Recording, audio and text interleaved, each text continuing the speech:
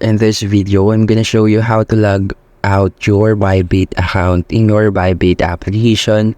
So first, head into your Bybit, and then after clicking this, you will see the profile icon in the top left corner of the screen. Click this profile icon, and then here you can scroll down if you want to explore more things inside the profile interface. But I want you to focus in the settings icon on the top right corner. Click this settings icon and then scroll a little until you see this logout button. Now, in order to log out, click this logout button. Click the later here.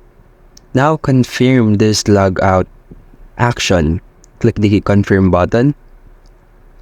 And that's it. That's how you can log out your Bybit account. And thank you for listening.